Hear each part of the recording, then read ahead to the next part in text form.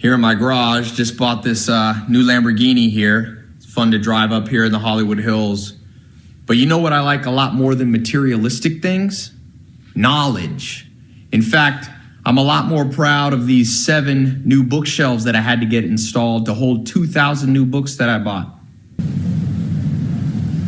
Right. Here in my garage, just bought this new Lamborghini here. But you know what I like more than Lamborghinis? Knowledge, dude. And Webinar Wednesday.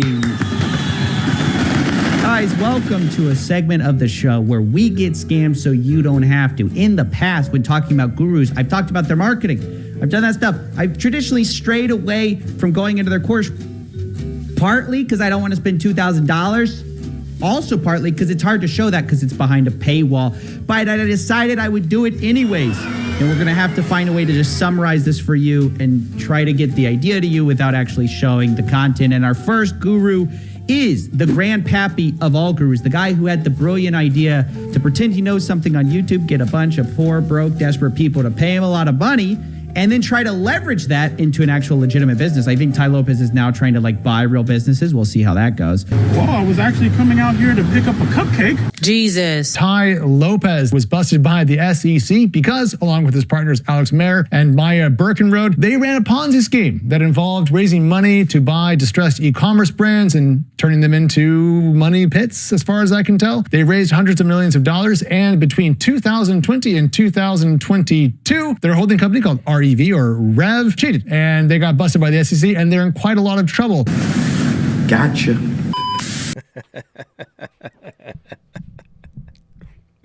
Gee, who could have known that Tai Lopez was a fucking scammer? Who could have known? Who could have possibly guessed that this weird looking turtle with a fucking pair of glasses on and slick back hair and talking about Lamborghinis in his garage was a scammer? So these two guys are trying to defend Tai Lopez and his partner Alex Murd, basically say, business people make mistakes. These were accredited investors. They should have known better. This was a risky deal. That's not the problem here, okay? The problem is they decided to pay new investors with old investor money, okay? So they robbed Peter to pay Paul. When you do that, that's a fucking crime. If they would have said, hey, listen, we lost the money. We're bad businessmen. We fucked up. They probably would be in much better shape, but they didn't do that. Instead, they looked at each other and said, hey, what do we do? We're not doing well. And they decided to pay people false returns with other people's money. And that's where the crime was committed. They're fucked. This is a serious deal. One of the things that I started to do videos on was a company called Hyperfund. This company called Hyperfund was ran by an individual named Scam Lee, right? His name was Sam Lee, but that was, of course, that's not his real fucking name. But his name was Sam Lee, and he was running this company called Hyperfund, where he would appeal to new investors. He would have these new investors come in and say that, hey, I'm a great marketing genius.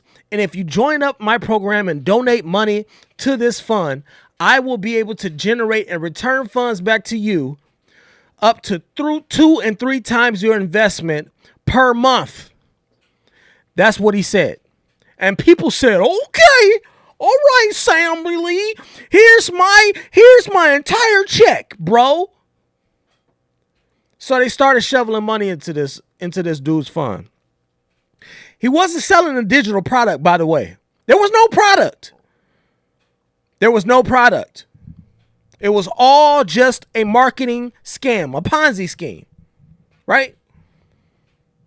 Pyramid scheme, if you will. It's the same shit that we see all the time. Same shit that y'all hear about all the time. I don't know how many videos on it, trying to warn people to stop throwing your money into the old people. They had people that were 60, 70 years old that were retired, and they were taking their life savings and throwing it into the Hyperfund. And what happened? They got rug pulled. And when that business went over, what did he do? He just went and started another one. He switched over from Hyperfund to Hypercosmos. Then there was the Hyperverse. he switched over to and opened up like 5 or 6 different companies and different businesses, all with the same business model. He took the same failed business model from one company and just used it to open like 4 or 5 more. And every single time he had investors throwing money at him. And then what he did was, this is what he did because he was at least smart enough to know that he couldn't get away with this in the States. So what did he do? He took it offshores. He started doing and opening up businesses and running businesses over in Dubai.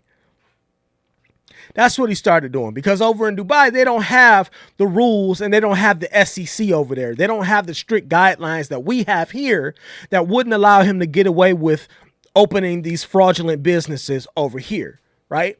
So he was basically roaming free over there, doing whatever he wanted. And so when we try to tell people that they were donating and throwing money into a Ponzi scheme, you wouldn't believe the amount of people that would argue with you that this guy was legit and that these businesses were legit and that they had somehow gotten money from him. Yeah, you got money this time. If you were lucky enough, because this is how he was paying people. All the new investors' money would get paid out to the old investors, to the first investors. That's why they encouraged people to get in while they could, to get in while the iron was hot, to strike while the iron is hot. That's why they told them, listen, you want to hurry up and be on this first wave. You want to be in this first and second wave because you're the ones that's going to get paid out first. Well, they were able to do that because all the new investors' money, they were using that to pay the first and second investors. Grade A textbook Ponzi scheme. And so when we tried to warn people, people were like, oh no, Scamly wouldn't do that. He knows what he's doing.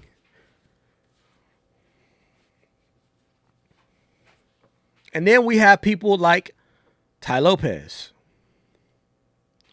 which to some extent, Grant Cardone is the same type of person.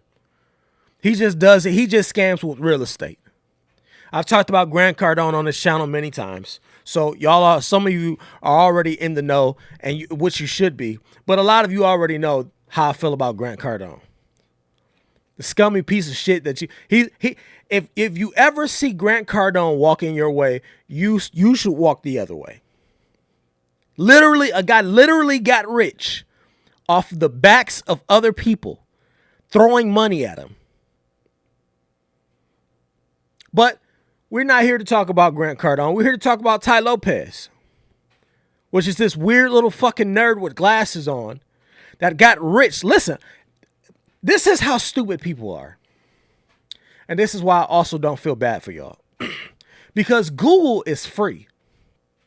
It's literally free. All you got to do is pick up your phone and you can Google anything you want. You want proof? Here, let me show you. I'll show you. All I did was type in, who is Tai Lopez? You're going to get this creepy look of fucking picture up here, right? This fucking dweeb. Here's the AI overview. You ready? Let's read it together.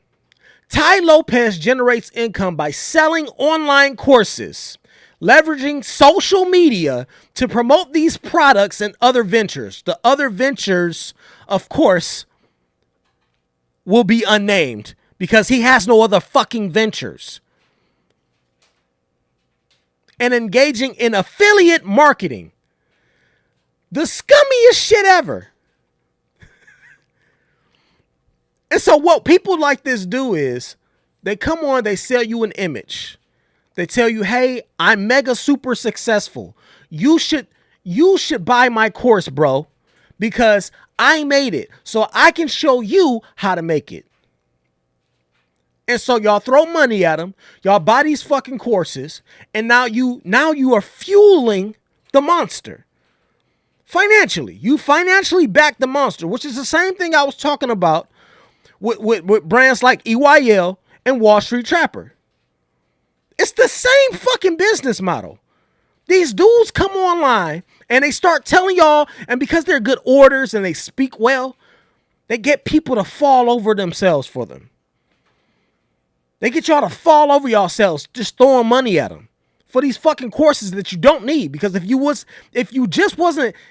just managed to not be a lazy piece of shit, then you probably could figure this shit out on your own. It's not hard. It's not hard to invest in the stock market. You can open up a brokerage today and invest today. Guess what? Even for the laziest investor ever, they have something where you can automate your investment every single week, every day, or every 2 weeks, every month, however you want to do it. Y'all don't need these people.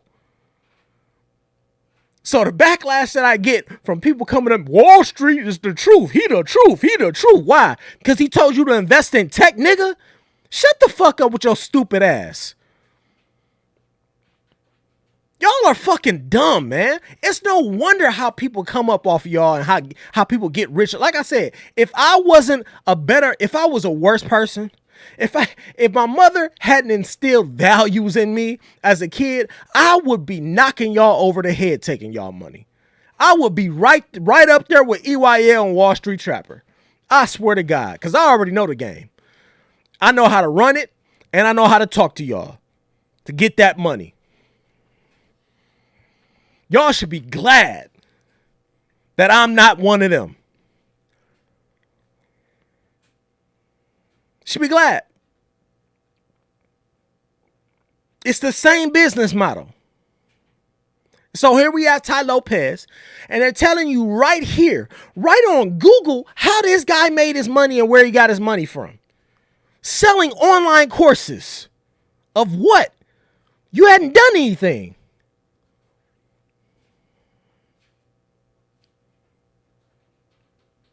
Why? Because he made a commercial and made a bunch of ads with a Lamborghini parked in a fucking garage? Or he took some videos of him standing out in front or in back with a pool behind him? This is how easy it is to get over on people. This is how easy it is to finesse people. And so what he did was, he came up with another idea. He said, all right, I already got y'all with the online courses and all that other bullshit that y'all paying money into, right? But I got a master scheme. And for this master scheme, I'm going to do it big. And so what does he do? He says, well, I'm going to become an e-commerce giant. This is what he sold y'all. Told y'all he was going to become an e-commerce giant. Now, how was he going to do that? How was he going to do it? Well, his plan was to go and buy, let's get this. His plan was to go and buy a bunch of failed businesses and somehow use their brand names and what was left of them to build an e-commerce giant, mega giant online. Now you tell me how that sounds. Internet marketer Tai Lopez bought Radio Shack, and now he's being sued for using it in a Ponzi scheme. Tai Lopez and his partner acquired famous distressed retail brands and used them to pull the rug on all of you dumbasses. They never said investors were smart. They never said that. Here's a list of the things that Tai Lopez bought and his business partner. These are the businesses that they told y'all and convinced y'all that they were going to turn around and somehow make profitable in the e-commerce business. Radio Shack, Model Sporting Goods, Pier 1 Imports, Dress Barn, and Linen and Things. Y'all thought that this goofy was going to turn these businesses around somehow? Nigga, we got Amazon. We already got Amazon. And guess what? If you don't want Amazon, we got Temu. We got Fashion Nova. What are you going to do different? What are you going to do different? How did y'all think that he was going to possibly turn these businesses around? Why? Because he was a marketing genius? the great marketing leader, the great marketing genius, Tai Lopez, is going to do it all, y'all. He's going to turn these businesses that were failures and were losing money, bleeding money. He was going to take these businesses and turn them around and turn them into a mega conglomerate e-commerce business that was going to earn y'all millions of dollars. What the fuck is wrong with y'all? Called it REV, Retail E-Commerce Ventures. Even the name itself, even the name is enough to make me laugh. REV.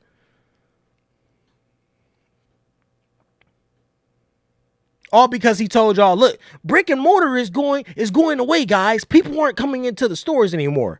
Well, duh. We know that. All you got to do is drive through a residential neighborhood and you can see all the Amazon packages on people's porches.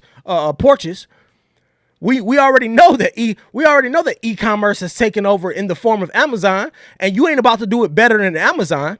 We don't need a second Amazon. We got Amazon. We don't need another one. The one that we got, they do it and they do it well. They do it well. So you wasn't about to open up another Amazon. So if you're not opening up another Amazon, and if you're not opening up a business to be number one, then what the fuck you gonna be? Number two? Number three? Who the fuck wants that? Why did you think it was a good idea to invest your money in a business that can't possibly hope to be number one? I want to roll with the winners. I want to be with the big dogs. How the hell did y'all think he was going to turn this around? So anyway, his company, him and his business partner, they acquire all of these failed businesses, all under one umbrella called REV, Retail E-Commerce Ventures. And guess what? Turns out the entire time he's been taking y'all's money and investors' money and using it to what? Live a lavish lifestyle and spending it on personal use. Wow. Who would have thought? Says now the Securities and Exchange Commission, the SEC, is accusing Lopez and Mayer, whatever the fuck his name is, of running a $112 million Ponzi scheme using these brands in order to defraud investors. So I already told y'all that REV's primary business was identifying failed businesses. They call it distress. That's just pretty words because they don't want to say that these are failed companies that have lost millions upon millions to billions of dollars. So they say it's distressed. But what that really means is these companies failed financially. With the name brand recognition, raising funds from investors in order to purchase these brand assets. See, this is how they did it, right? Because they didn't just buy any failed business. They bought businesses that had names that people would recognize. They had a plan. The plan was to buy up a bunch of businesses that already had the brand recognition behind them. That way they didn't have to build that. They didn't have to build a brand name. The name was already there. I just don't understand how y'all didn't attach the other part of it to the name as well. The part where they failed. So they first began acquiring struggling retail brand names in 2020. Between 2020 and 2022, Lopez and Mayer made material misrepresentations in order to raise money from hundreds of investors. According to the SEC, REV claimed that its approach was one of the best strategies you can invest in. The company also told investors that unlike other businesses, its portfolio of brands was on fire and cash flow strong. In addition, REV promised investors that their funds would only be invested in the specific firm. In reality, according to the SEC, while some of REV's portfolios and brands generated some revenue, none generated any profits. Wow. You don't say. You don't say. You mean to tell me that the 5 failed brands that have lost millions to billions of dollars couldn't turn a profit? Who could have possibly guessed that? Consequently, in order to pay interest, dividends, and maturing note payments, defendants resorted to using a combination of loans from outside lenders, merchant cash advances, money raised from new and existing investors, that's y'all, and transferred from other portfolio companies to cover obligations. Classic Ponzi scheme. That's what that is. It's the classic Ponzi scheme. At least 5.9 million of the returns distributed to investors were in reality Ponzi-like payments funded by other investors, the newer investors. So they used the new investors' money to pay the old investors. And they were hoping to keep that revolving door going. And that's how they would make out. And they would use that and say, oh, wait, no, guys, listen. These guys got paid. You see, it is a profitable business. You see, we're not out here scamming y'all. You see, our fund works. We know what we're doing. It works. See, these first couple guys, they got paid out, and they got paid out substantially. That's what happens. That's how you get caught in the Ponzi scheme. It's the same thing as for all these Forex fucking groups and everything like that. Forex trading itself is not a scam. If you learn how to do it, you can probably do it and make some money from Forex trading. However, all of these groups that are associated with Forex trading that bring you in and start teaching you how to Forex trade, how to become a profitable day trader, that's where the scam comes in, because they employ the same use of the Ponzi scams and schemes that these dudes use. It's the same shit. And y'all none the wiser. The SEC also says that Lopez and Mayer used at least $16 million in investment funds for their own personal use. Listen, yo, there's nothing else to really say here. Fuck Tai Lopez. I hope that this guy gets prosecuted to the fullest extent of the law, put him under the jail. That way you can turn off his fucking courses. That way we won't have to see any more ass with him standing in front of his Lamborghinis and his Porsches, which is how y'all got caught up in the first place. But this is his eulogy. This is Tai Lopez's eulogy. It's over. Hope you had fun while it lasted. You were doing all right. You were doing fine scamming normal people. You were doing fine scamming everyday normal citizens. You were fine. You were bringing in millions, raking in millions. But what happened? He got greedy. He said, that's not enough. I want more. I want more money from y'all. And where he fucked up is he started scamming his investors that have long money, investors that have the money to bring in lawyers. And that's where he fucked up at. Anyway, Tai Lopez is just a cautionary tale. I think there'll be others. I know there'll be others. Sam Lee, they went over there and got him too. He went to jail. But there'll be others. And more information to come. I'll be following this story closely because I love it. I find it hilarious. Anyway, drop a comment down below. I'll holler at y'all later.